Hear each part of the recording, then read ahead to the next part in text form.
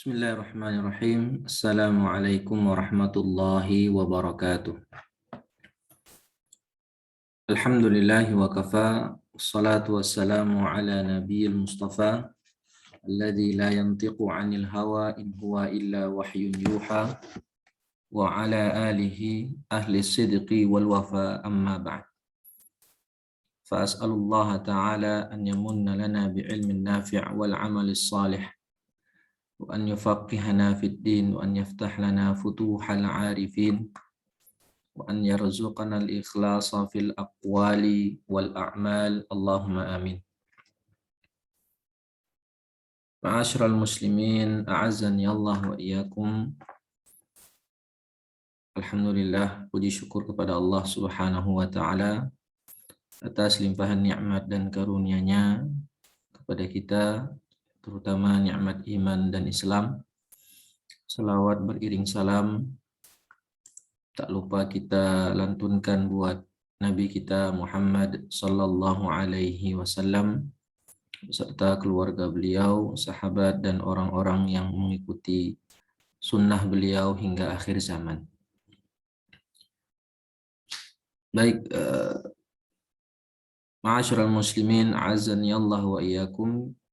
Pada hari ini sebagaimana biasa kita melanjutkan pembahasan kita dalam materi Al-Waraqat, ya, menggunakan kitab Syarah Al-Waraqat fi Usul Fiqih karya Syekh Muhammad bin Sa'ar bin Nasir Asy-Syadzili hafizahullahu taala, dan kita telah sampai ke pembahasan at-ta'arudu bainal adillah,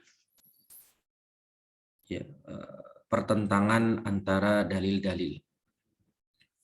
Materi ini membahas jika ada dua dalil yang sama-sama sahih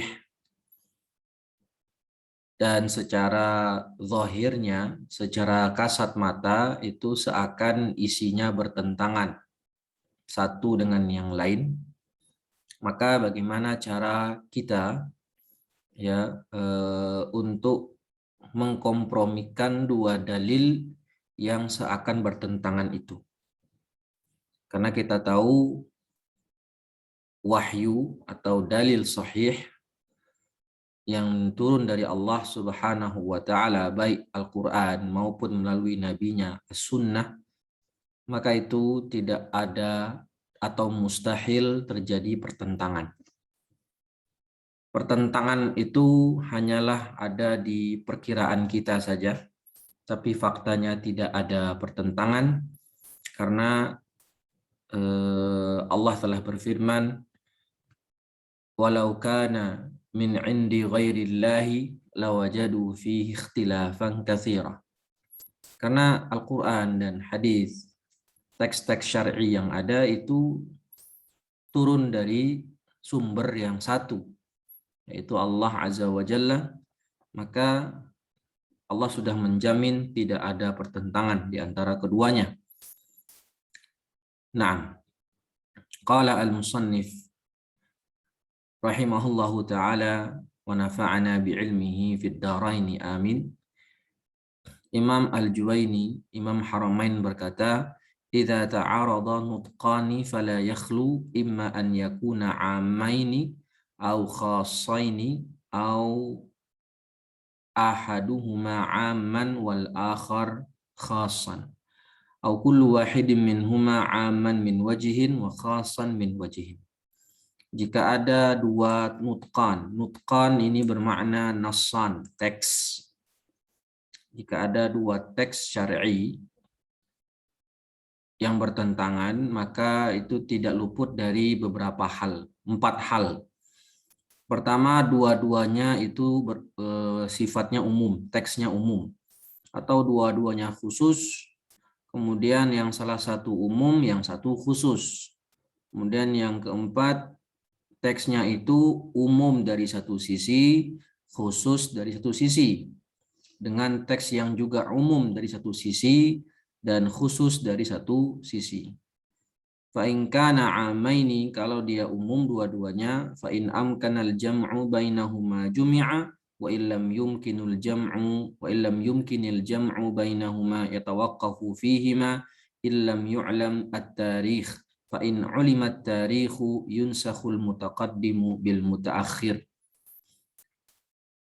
Kalau bisa dijamak antara dua teks nas umum tadi, maka dijamak. Kalau nggak bisa dijamak, maka kata beliau tawakuf jika tidak diketahui tarikhnya.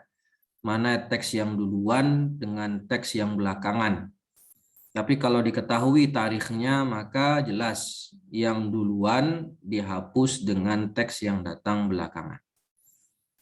Syarahnya, idza ta'arada nutqani fala yakhlu lil khuruji min ta'arudin nutqi ma'al mafhum. Ya, kalau ada dua teks nutqan, dua teks yang saling bertentangan. Ini kata Syekh As-Satri untuk mengeluarkan jika ada pertentangan antara mantuk dan mafhum. Tekstual dengan makna yang dibalik teks mafhum. Ya. Wa hina idzin yuqaddamu an-nutqu amma idza ta'arada nutqani fa innahu la yakhlu min ahwal. Jadi jelas kalau misalnya yang bertentangan itu mantuk dengan mafhum, yang didahulukan adalah yang mantuk. Sebagaimana contoh terkait jumlah salat rakaat tarawih. Ya, jumlah salat rakaat tarawih atau salat malam. Nah, Nabi bersabda salatul laili mathna mathna, dengan hadis Aisyah yang mengatakan Nabi itu sholat 4-4-3. Ya, cerita Aisyah kalau Nabi sholat rakaatnya 4-4-3, maka jelas didahulukan yang mantuk, Nabi yang ngomong langsung. Ketika Nabi ditanya bagaimana sholat malam, Nabi bersabda sholatul laili mathna mathna, dibandingkan dengan hikayat dari Aisyah ketika melihat sholatnya Nabi. Fa'in amkanal jam'u bainahuma. Ya, ini kalau ada dua teks yang saling bertentangan, maka cara yang pertama menjamak keduanya. Dan cara menjamak itu an yuhmal ahaduhuma ala halin wathani ala halin akhar. Itu teks yang pertama dimaknai dengan keadaan yang satu dan teks yang kedua dimaknai dengan keadaan yang lain. Wa innama naj'alu ahadahuma fi zamanin watsani fi zamanin akhar. Atau kita jadikan teks yang pertama itu untuk waktu A dan teks yang kedua itu contohnya untuk waktu yang B. Itu cara menjamaknya supaya tidak bertentangan. Kemudian qauluhu wa illam yumkin al-jam'u bainahuma yatawaqqafu fihima illam yu'lam at-tarikh. Kalau tidak diketahui mana yang duluan, mana yang belakangan, maka tawakuf. Hunaka turukun lil jam'i idza lam yumkinil jam'u bainad dalilain. Kalau bisa kita menjamak, ya kita jamak. Itu cara pertama. Jadi ada tiga cara yang disebutkan oleh Imam Haramain kalau terjadi pertentangan dua nas yang sifatnya umum. Pertama kita menjamak, mengkompromikan dua dalil yang ada. Caranya tadi sudah disebutkan. Bisa yang satu kita masukkan ke keadaan yang pertama dan hadis yang kedua kita hamil, kita bawa kepada keadaan yang lain. Kalau nggak bisa menjamak, ya al-bahthu 'anit tarikh, ya, maka dilihat tarikhnya, mana yang duluan, mana yang belakangan. Fa idza 'urifa at-tarikhu kana al-qawlu bi naskhil mutaqaddim. Kalau kita tahu ternyata di antara dua teks ini, teks yang pertama itu mutaqaddim, teks yang kedua mutaakhir, maka kita katakan kita gunakan nasakh. Hadis yang duluan, teks yang duluan kita nasakh dengan hadis yang turun belakangan atau teks yang belakangan. Fa illam yu'raf at-tarikhu kana al-bahthu 'an dalilin yurajjihu ahad ad-dalilain. Nah, kalau nggak ketemu juga, nggak diketahui tarikhnya, maka dilihat al-bahthu 'an dalilin yurajjihu ahad ad-dalilain. Menggunakan mencari dalil mana yang bisa merojihkan satu dengan yang lain. Ya, ada dua teks, maka kita rajihkan, kita tarjihkan dalil satu atas dalil yang lain, kata beliau.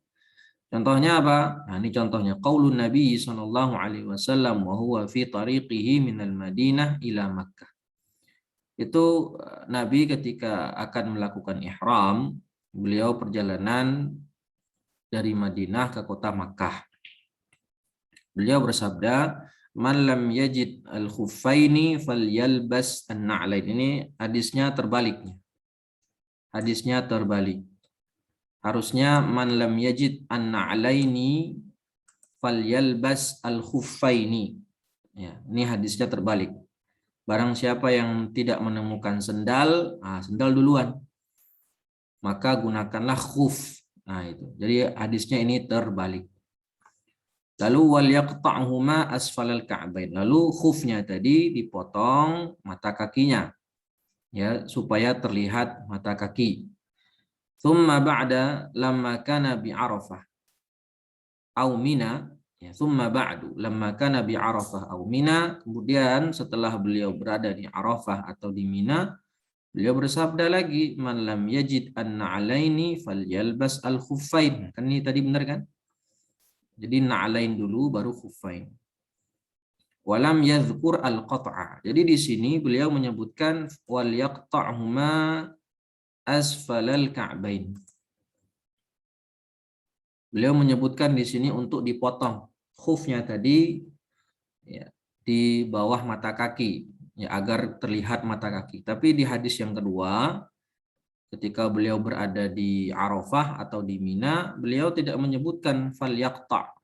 Jadi di sini muqayyad, yang di sini mutlak.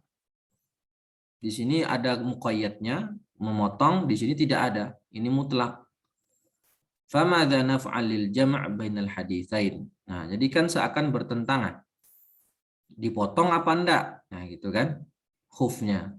Bagaimana cara menjamaknya? Yumkinu an naqula al-mutaqaddim mansukhun bil mutaakhir. Ini qaul pertama. Bisa kita katakan dengan cara metode nasikh mansukh, karena ini yang turun belakangan, ini yang muncul belakangan dibandingkan yang pertama, karena itu yang pertama itu di perjalanan menuju Makkah. Dinasakh hadis yang pertama dengan hadis yang kedua. Wa hadza qaulul jumhur, ini perkataan jumhur ulama. Dan cara yang kedua, wa yumkinul jam'u bainahuma bi an nahmilal mutlaq 'alal muqayyad. Nah, ini cara yang kedua. Kita membawa hadis yang mutlak kepada hadis yang muqayyad. Ya, membawa hadis yang mutlak kepada hadis yang muqayyad. Wa hadza qaulu ta'ifatin wa huwa al-muwafaq lil qa'idatil usuliyah. Inilah pendapat yang kedua, dan ini pendapat yang lebih cocok dengan kaidah fikih. Karena kan ada kaidah fikih hamlul mutlak 'alal muqayyad. Yang ini mutlak, kemudian yang ini muqayyad, maka kita bawa hadis mutlak kepada hadis muqayyad. Idh innahu la yusaru ila naskhi illa idza lam yumkinil jam'u wa huna yumkinul jam'u bihamlil mutlaq 'alal muqayyad. Ya, ini yang sesuai dengan kaidah usul. Selama kita bisa melakukan menjamak, maka kita jangan berpindah ke nasakh. Karena itu urutan kedua, kan urutannya pertama jamak, menjamak, mengkompromikan dua hadis yang ada, yang kedua kita nasakh, kita hapus salah satu, dan yang ketiga dengan tarjih atau tawakuf. Nah, selama kita bisa menjamak, maka jangan kita berpindah ke nasakh. Wahuna, dan di sini di perkara hadis ini mungkin untuk dijamak, maka kita pilih cara menjamak dahulu. Kemudian beliau Syekh As-Satsri menjelaskan urutan menjamak, urutan mengkompromikan dua hadis yang bertentangan. Fatartibu bainal muta'aridaini kama yali. Nah, cara untuk mengkompromikan dua teks yang saling bertentangan ada tiga cara. Pertama, al-jam'u fa idza lam yumkin yanzuru aw yunzaru fit tarikh. Atau dengan nasakh kalau diketahui tarikhnya. Kalau nggak diketahui tarikhnya, yantaqilu ila tarjih. Maka ditarjih atau ditawakuf sebagaimana kata Imam Haramain di matan. Masalah. Kemudian ada persoalan. Mata yu'addu dalilani muta'aridain. Nah, pertanyaannya, tadi kan kita bahas kalau bertentangan. Nah, kemudian pertanyaannya, kapan kita nilai dua teks itu saling bertentangan? Kapan? Ya, sehingga kita tahu nih, kalau dia bertentangan, bisa kita pakai 3 cara di atas. Jamak, nasakh, atau tarjih, atau tawakuf. Ya, maka kapan dalil itu dinilai sebagai dalil yang bertentangan? Ada 4. Ya, ada 4 cara.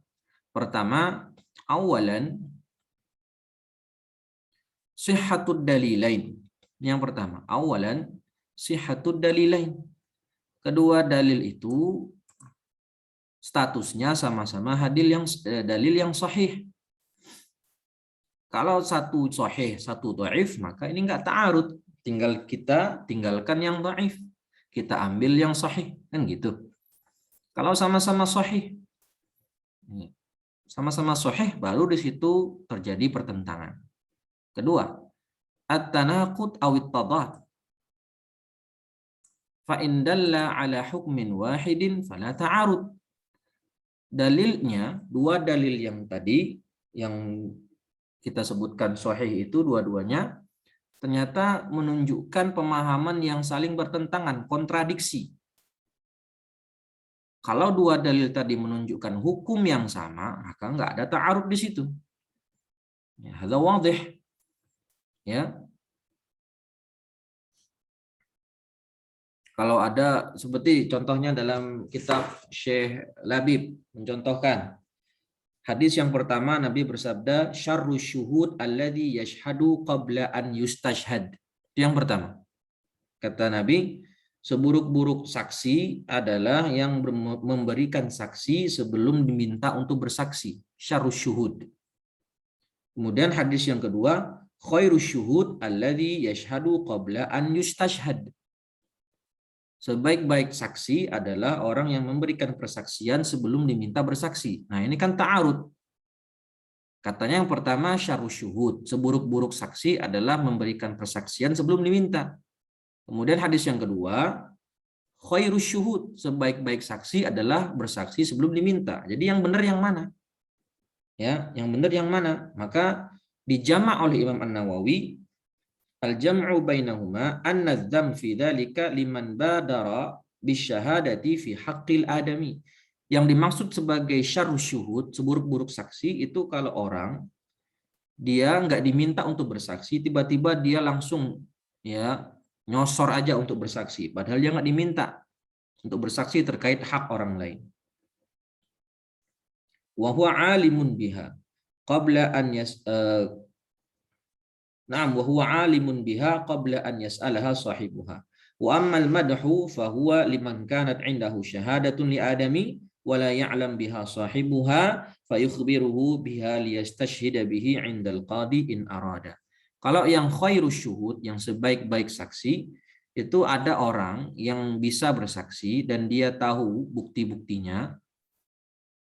Ya, dia mengetahui bukti, bisa dia bersaksi, dan yang sahibul haq ya itu enggak tahu kalau orang ini bisa bersaksi, kemudian dia mengajukan diri, ya saya melihat buktinya, saya melihat itunya, peristiwanya, saya bisa bersaksi jika engkau mengizinkan. Nah, itu maksudnya yang khairus syuhud. Jadi dibawa hadis yang syarrus syuhud kepada makna satu dan khairus syuhud kepada makna kedua. Itu kalau terjadi 2 pertentangan atau 2 dalil yang bertentangan isinya. Ya. Ketiga, ittihaduha fiz zaman. Kalau waktunya sama, hadis itu menunjukkan satu waktu yang sama. Walau taqaddama ahaduhuma 'alal akhar ka'an yaqul. Kan Nabi bersabda, kalau salah satunya lebih dulu daripada yang lain, sebagaimana Nabi bersabda, la ta'kulu bin nahar fi Ramadan wa yaqulu marratan ukhra kulu fi ghairihi. Nah, hadis yang pertama atau perkataan pertama, jangan engkau makan di siang hari Ramadan. Sedangkan perkataan yang kedua, makanlah selain di siang hari Ramadan. Maka ini nggak ada ta'arud. Karena perkataan pertama itu di waktu siang, perkataan yang kedua berkaitan dengan waktu selain siang, yaitu malam. Ya, yaitu malam. Maka kedua-duanya nggak ta'arud karena masing-masing berkaitan dengan zaman yang berbeda. Kemudian keempat, alla yaquma dalilun yubayyinu anna ahadahuma mansukhun bil akhar. Tidak ada dalil lain yang menjelaskan kalau salah satu dari dalil yang bertentangan itu sudah dimansukh. Ya, nggak ada keterangan. Tidak ada keterangan dalil lain kalau ternyata di antara dua dalil yang bertentangan ini ada yang sudah dinasakh. Li'annahu idza qamat dalilu fa fi hadhil halah la yujadu ta'arud. Tapi kalau kita ada dalilnya, kita ketahui ada dalil yang menjelaskan kalau salah satu dari teks syar'i ini, teks dalil ini ada yang dimansukh, maka jelas itu tidak ada lagi ta'arud. Ya, tidak ada lagi ta'arud.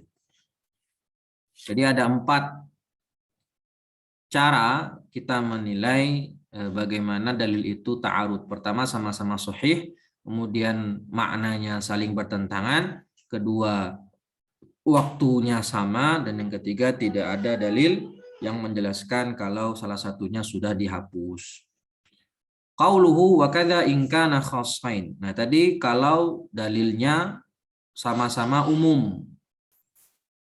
Ya, kalau sama-sama umum maka caranya tadi menjamak atau dinasakh atau tarjih atau tawakuf. Kalau sama-sama khusus, yakni idza kana hunaka dalilan khassani wa ta'arada fa innahu yu'malu fihi ma bituruqis sabiqah. Kalau sama-sama khusus, ya sama caranya dengan cara yang disebutkan di atas. Dengan cara yang disebutkan di atas, dijamak baru kalau nggak bisa dinasakh, nggak bisa baru ditarjih, kalau nggak bisa juga maka tawakuf. Contohnya, nah beliau bawakan contoh warada fil hadithi anna Nabi sallallahu alaihi wasallam kana yarfa'u yadayhi 'inda ar-ruku' wa 'inda ar-raf'i wa 'inda al-qiyami min at-tasyahhudil awwal. Hadis yang pertama mengatakan Nabi itu mengangkat kedua tangan saat sholat, ya ketika ruku, ketika i'tidal, dan ketika bangkit dari tasyahud pertama atau tasyahud awsat, artinya mau ke rakaat ketiga. Kemudian ada hadis lain dari Ibnu Mas'ud mengatakan kana yarfa'u yadayhi 'inda takbiratil ihram thumma la ya'ud. Nabi mengangkat tangan ketika takbiratul ihram saja, kemudian tidak mengulanginya. Wa huna ta'arud. Di sini jelas ada ta'arud. Hadis yang pertama mengatakan Nabi bertakbir di takbiratul ihram, iya. Saat ruku, iya. Saat i'tidal, iya. Saat bangkit dari tasyahud awal juga takbir, mengangkat tangan.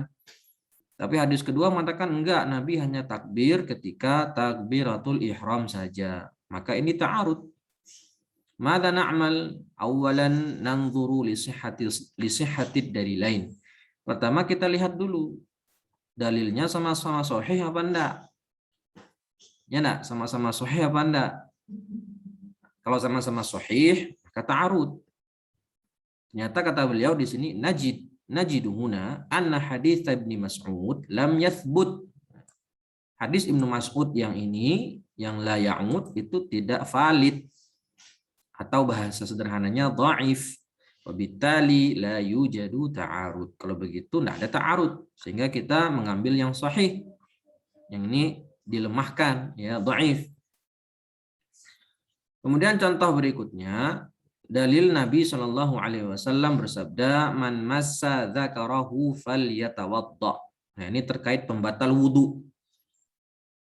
Siapa yang menyentuh zakarnya, maka hendaklah dia berwudu lagi.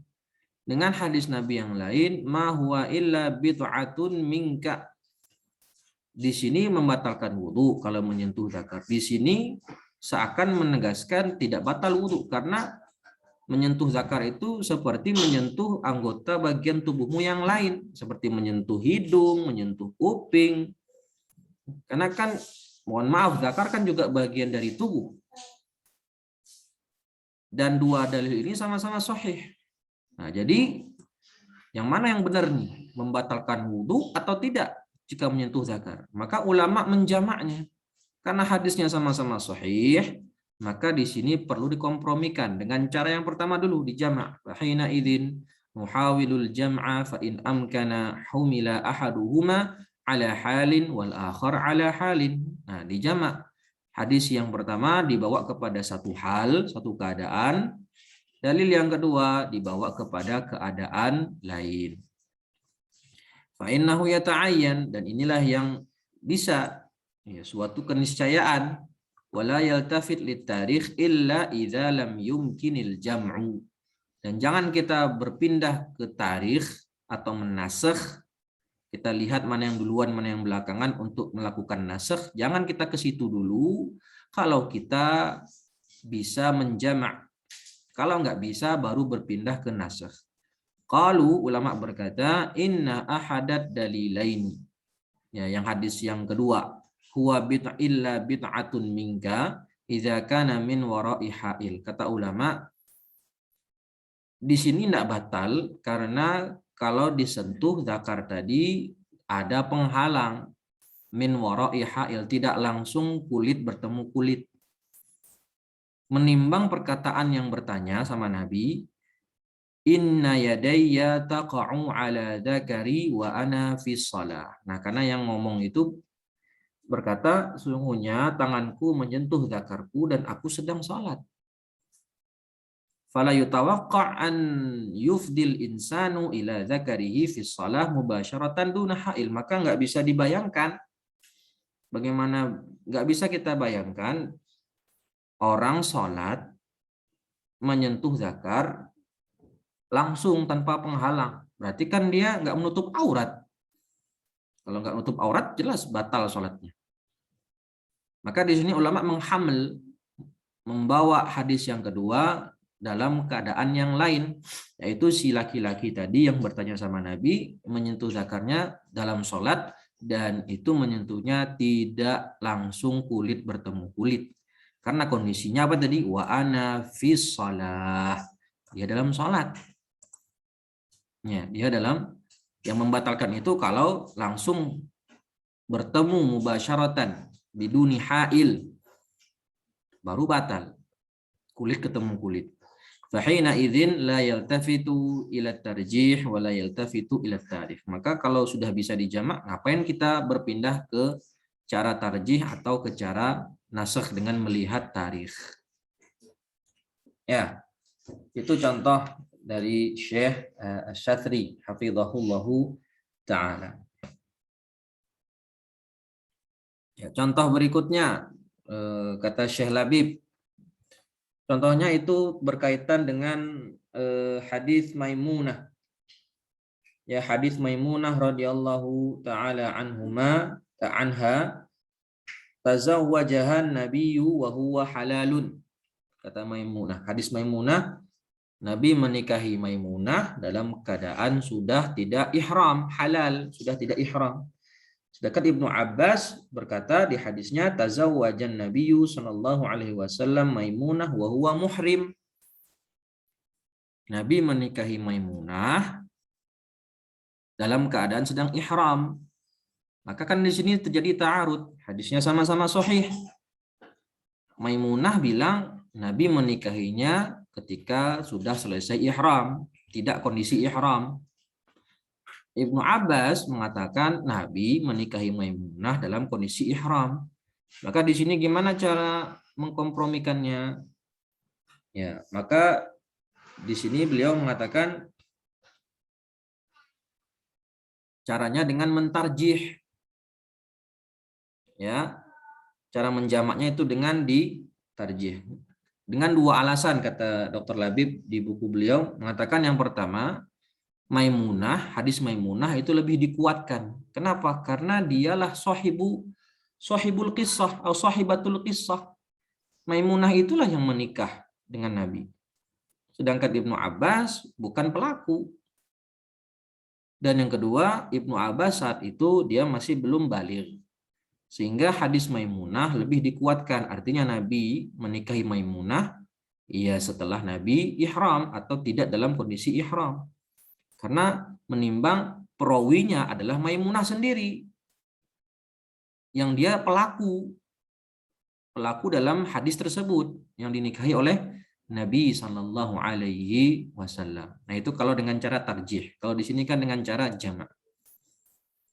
Wa in kana ahaduhuma 'aman wal akhar khasan fayukhassasul 'amu bil khas. Ini wadih. Ini sebagaimana pembahasan kita kemarin 'am dengan khas.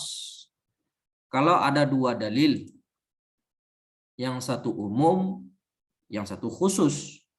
Caranya bagaimana mengkompromikannya? Ya, yang umum dibawa kepada khusus. Ada wadih, ada la yahtaju ila syarhin tawil. Contohnya jelas di sini. Kata Nabi, fima saqatis sama'u al-ushru. Ya. Segala sesuatu tanaman atau tanaman yang disiram oleh hujan, maka zakatnya 10%. Semua fima, ya kan? Semuanya. Baik itu yang ditanam padi atau yang ditanam jagung atau yang ditanam buah-buahan yang lain, pokoknya yang hasil bumi lah, hasil bumi. Kalau dia disirami air hujan saja, maka 10%. Ma di sini ammatun wajaa fi haditsin akhar. Ini kan dalam sighatul umum kan ma ini kan ma al-mausulah. Ma al-mausulah itu tufidul umum. Jadi semua hasil bumi ada zakatnya kan gitu. Baik dia sedikit maupun banyak. Sedangkan di hadis yang lain berbunyi laisa fi maduna khamsati ausuk shadaqah. Semua yang di bawah 5 wasak itu tidak ada kewajiban zakatnya. Berapa 5 wasak? Kan sudah kita jelaskan. 5 wasak itu sekitar 720 kilo. Ya, 720 kilogram 5 wasak itu kira-kira. Maka bagaimana menjamaknya? Najma'u bainahuma bi an nukhassisal 'amma faz-zakatu innama tajibu fi makana fawqa khamsati awsuq. Nah, ini cara menjamaknya. Ya, yang ini am, yang ini khusus. Am dibawa kepada makna khusus. Kesimpulannya, zakat hasil bumi itu tidak wajib kecuali kalau sudah mencapai nisab. Berapa nisabnya? 5 wasak atau 720 kg jika ditimbang tanpa kulitnya qishr. Kalau pakai kulitnya atau pakai qishr, maka itu 2 kali lipat sebagaimana beras atau padi kan ditimbang bersama kulitnya, maka 2 kali lipat nisabnya yaitu 1440 kg. Wala yunzaruna ila tarikh, dan tidak perlu kita melihat tarikh untuk menasakh. Khilafan lil Hanafiyah li'annahum yaquluna nanzuru lil mutaakhir. Berbeda dengan cara Hanafiyah itu pakai nasakh dengan cara melihat mana yang datang belakangan, maka yang belakangan menghapus yang datang duluan. Wal jumhur yaquluna najma'u bainahuma bitakhsis wala yanzuru ila tarikh. Illa idza ta'azzara al-jam'u wal jam'u huna mungkin. Nah, ini tadi yang kita jelaskan. Jadi ada urutannya, tartib. Namanya tartib kan urutan. Bisa jamak, maka jamak. Nggak bisa jamak, baru turun dulu ke nasakh. Nggak bisa nasakh, baru ke tarjih. Nggak bisa juga tarjih, baru tawakuf. Kan gitu. Tapi kalau kata Imam Haramain, enggak. Pertama jamak, yang kedua nasakh, yang ketiga tawakuf. Baik. Contoh lain yang sudah masyhur juga, kata Allah Ta'ala, firman Allah Ta'ala dalam Quran, hurrimat alaikumul maitah. Al-maitah, al ini adalah mufrad muhalla bi al. Itu umum, semua bangkai haram. Kemudian ada hadis yang mengkhususkannya, yaitu uhillat lana maitatan wadaman. Dihalalkan bagi kita dua jenis bangkai, yaitu bangkai samak wal jarad, ikan dan belalang. Maka itu contohnya tadi, ya, mentaksis. Kemudian yang berikutnya, kalau, nah ini perlu sedikit tarkiz, ya, fokus. Kalau ini kondisi yang keempat, dua nas yang bertentangan, satu nas itu umum dari satu sisi, dan yang satu umum juga dari satu sisi dan khusus dari sisi yang lain. Nah, bagaimana cara mengkompromikannya? Gimana maksudnya umum di satu sisi dan khusus di satu sisi? Kalau yang ini, yang pertama itu umum wa khusus mutlak yang ini. Ya, kalau satu teks umum, satu teks khusus, maka ini umum khusus mutlak. Nah, kalau yang keempat ini umum di satu sisi, khusus di sisi yang lain. Bertemu dengan nas yang sama, umum di satu sisi, khusus di sisi yang lain. Contohnya bagaimana? Nah, hadis man nama an salatin au nasiyaha falyusalliha idza dzakaraha la kafarata laha illa dzalik. Lihat. Man nama an salatin. Siapa yang tidur, kelewatan sholat karena tidur atau karena lupa, maka hendaklah dia sholat ketika dia ingat. Dan tidak ada kafarah lain baginya kecuali itu. Ya, di qadha. Berarti ini berbicara tentang sholat qadha. Maka ini sholatnya khusus, yaitu sholat qadha. Waktunya umum. Kapan dikerjakan? Jika kapanpun dia ingat. Ya umum. Kalau dia ingat pagi, ya pagi kerjakan. Kalau dia ingat siang, ya siang. Di waktunya umum. Kapanpun dia ingat. Fal yusalliha idza dzakaraha. Di sini wuhuna takunu salatuhu fi waqtin dzakarahu laha. Sawa'un kana waktu nahin au ghairu waktu nahi. Kapanpun dia ingat, baik di waktu terlarang maupun tidak di waktu terlarang. Karena waktu terlarang itu diantaranya ketika zawal, ketika istiwa, matahari istiwa, ketika setelah melakukan sholat subuh, ketika setelah melakukan sholat asar, ya kan? Kemudian dari waktu isfirar sampai terbenamnya matahari, kemudian dari tulu'il fajri sampai tulu'is syamsi, kan gitu. Ada 5. Maka kalau dia sholatnya kelupaan, kelewatan, ketinggalan karena tidur atau karena kelupaan, maka diqadha, wajib dia mengqadha kapanpun dia ingat. Waja'a fi hadis. Jadi ini sholatnya khusus, waktunya umum. Lalu ada hadis lain, la sholata ba'dal asri wa la sholata ba'dal fajr. Tidak boleh sholat, tidak ada sholat setelah asar atau setelah fajar, setelah subuh. Fahadi khasatun min wajhil waqti lakinnaha amatun min jihatis salawat. Di sini yang khusus apa? Yang khusus di sini waktunya. Ya, waktu sholat yang terlarang itu setelah asar dan setelah subuh. Ya kan? Ini khusus waktunya. Sedangkan umum sholatnya la sholata. Ini kan nakirah fi siyaqin nafi. Nakirah fi siyaqin nafi itu menunjukkan umum. La sholata, tidak ada sholat. Artinya sholat apapun, kalau kita memahami secara teks dalil ini, tidak ada sholat apapun, tidak boleh melakukan sholat apapun itu jenis sholatnya di waktu-waktu terlarang, yaitu ba'da asar dan ba'dal fajr. Maka ini sholatnya umum, waktunya khusus. Tapi di teks yang pertama, sholatnya khusus, waktunya umum. Fakila al-haditsaini khasun min wajihin amun min wajihin akhar. Dua dalil ini mempunyai sisi umum dan mempunyai sisi khusus masing-masing. Fahina idzin yukhassasu umumu kulli wahidin minhuma bi khususil akhar ala qaulil muallif. Maka cara menjamaknya, yang umum di masing-masing ini dikhususkan dengan yang khusus. Umum di dalil pertama dikhususkan dengan khusus di dalil kedua. Begitu pula umum di dalil pertama yang sholat, waktunya dikhususkan dengan dalil yang kedua. Tapi ini tidak disetujui oleh pensyarah. Lakinna qawluhu fihi ma fihi. Ya. Lakinna qawlahu fihi ma fihi. Ada bermasalah kata Syekh Asy-Syadzili. Madza naf'al bi sholatil qada fi waqtin nahi? Bagaimana yang kita lakukan melakukan salat qada di waktu terlarang? Wasawab an yuqala yunzaru ila janibit tarjih. Kata Syekh Asy-Syadzili, bukan begitu cara menjamaknya, tapi dengan cara mentarjih. Maka kita rajihkan salah satu di antara dua dalil itu. Bagaimana cara merajihkannya? Ayat yang zuru ayunzaru ila ayyuhuma waradat alaihil mukhassisat bikathrah. Kita lihat mana yang teks itu yang terkena khusus yang paling banyak, terkena taksis yang paling banyak.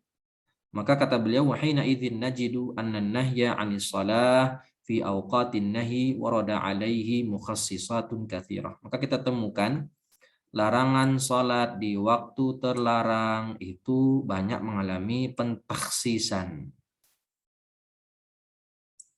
Banyak mengalami pentakhsisan.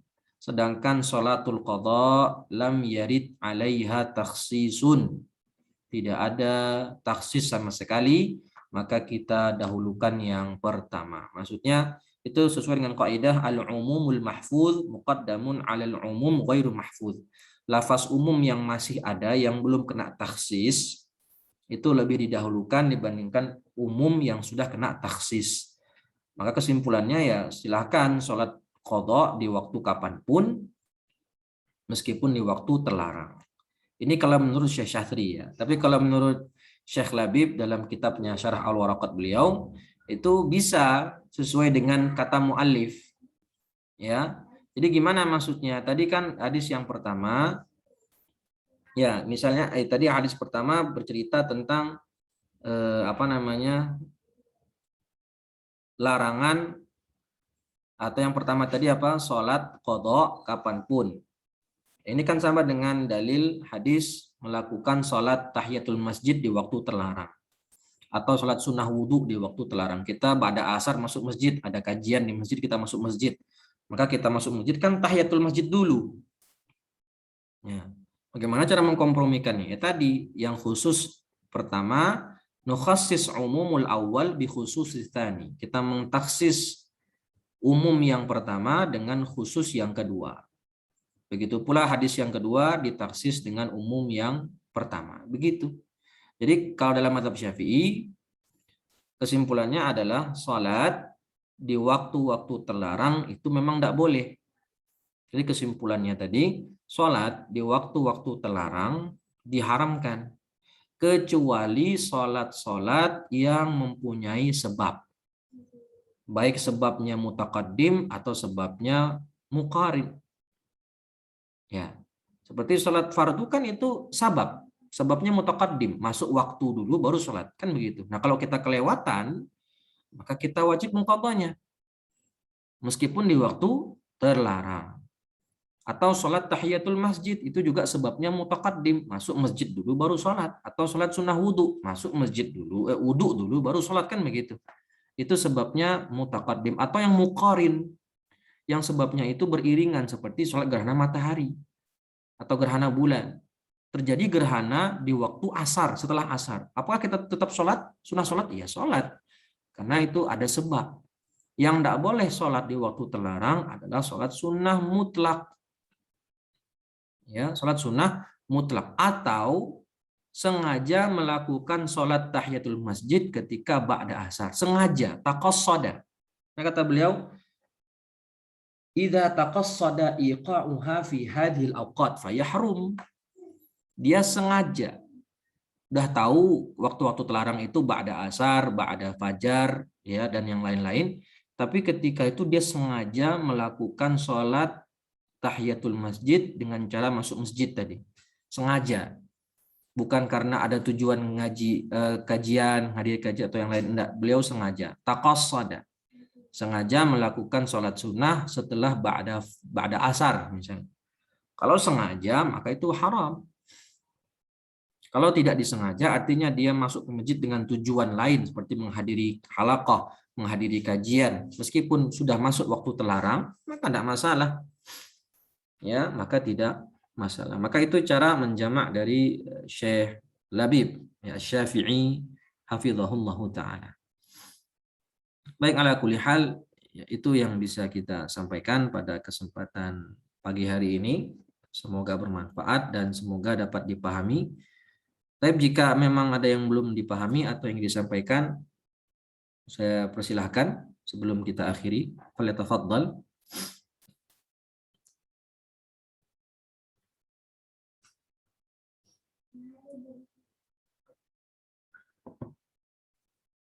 Suara saya jelas ya? Hal sauti wadih?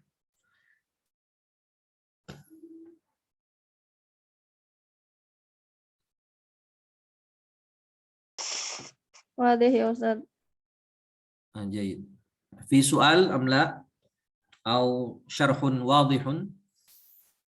Atau hunaka iskal?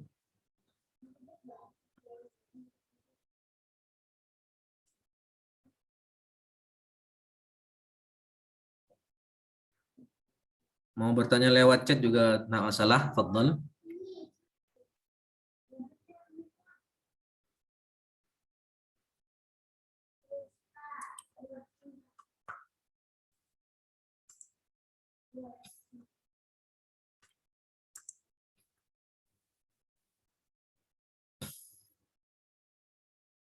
La yujad, jayid. Alhamdulillah kalau begitu cukup jelas ya.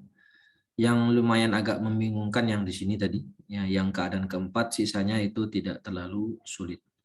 Jadi kesimpulannya ketika ada dua dalil yang bertentangan itu dibawa kepada 4 kondisi. Pertama, kalau dia sama-sama umum, maka caranya kalau sama-sama umum dan sama-sama khusus, maka caranya 3. Ya, satu di jamak, kalau nggak bisa baru dinasakh, kalau nggak bisa baru ditarjih atau ditawakuf. Kemudian keadaan yang ketiga, kalau yang satu umum, yang satu khusus. Bagaimana cara mengkompromikannya? Ya, yang umum dibawa kepada makna khusus. Kemudian yang ketiga, kalau ada dalil yang satu sisi umum dan khusus, kemudian hadis yang lain juga mempunyai sisi yang umum dan khusus. Maka caranya ketemu alif Imam Haramain yang hadis umum, masing-masing lafaz umum tadi dibawa kepada makna khusus sesama dalil yang ada. Umum yang pertama ditaksis dengan khusus yang dalil yang kedua. Begitu pula umum di hadis yang kedua ditaksis dengan khusus di dalil yang pertama. Nah, dan itu diselisihi oleh pensyarah di sini yaitu Imam Syekh Sasri, kata beliau dengan cara mentarjih. Wallahu taala a'lam. Mungkin cukup sekian yang bisa kita sampaikan, semoga bermanfaat. Aqulu qauli hadza wa astaghfirullah li wa lakum. Kita akhiri dengan membaca hamdalah dan doa kafaratul majlis. Alhamdulillahirabbil alamin. Subhanakallahumma wa bihamdika asyhadu an la ilaha illa anta astaghfiruka wa atubu ilaik. Assalamualaikum warahmatullahi wabarakatuh. Waalaikumsalam warahmatullahi wabarakatuh. Jazakumullah khairan Ustaz. Wa iyyakum.